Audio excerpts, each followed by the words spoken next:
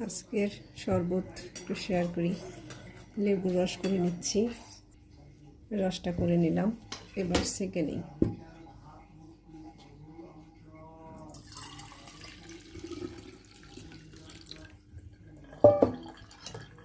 সকালবেলা অনেকেই লেবুর রস খেতে ভয় পান, কিন্তু আসলে ভোরে খালি পেটে লেবুর রস খাওয়াই উচিত, তাতে শরীরের জন্য অনেক উপকার।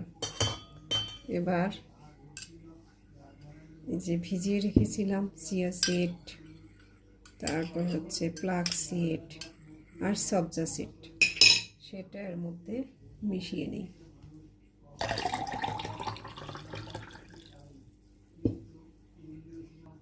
এর সাথে দেব কোকোনাট সিডার ভিনেগার।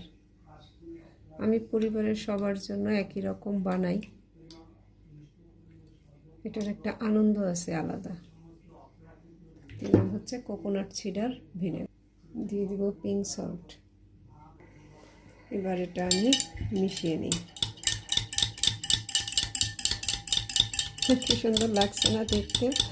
যারা অ্যাপেল সিডার ভিনেগার খেতে পারেন না, সমস্যা হয় বা গন্ধ পান, তারা কিন্তু কোকোনাট সিডার ভিনেগার খেতে পারেন। এটা বেশ খেতেও মজা। আমার শরবত রেডি, এবার ঢেলে পরিবেশন। এবার শরবতটা আমি ঢেলে নেব।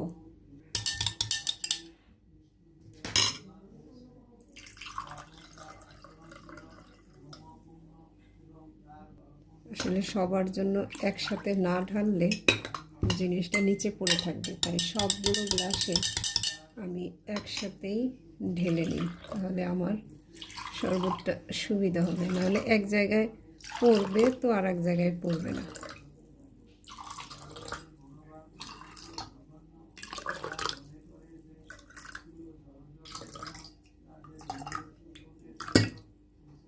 বাস ঢেলে নিলাম।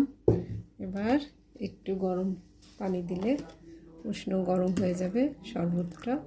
সকালবেলার দারুণ একটা শরবত, আর পরিবারের সবাই জন্য করতে পারার আনন্দ আলাদা।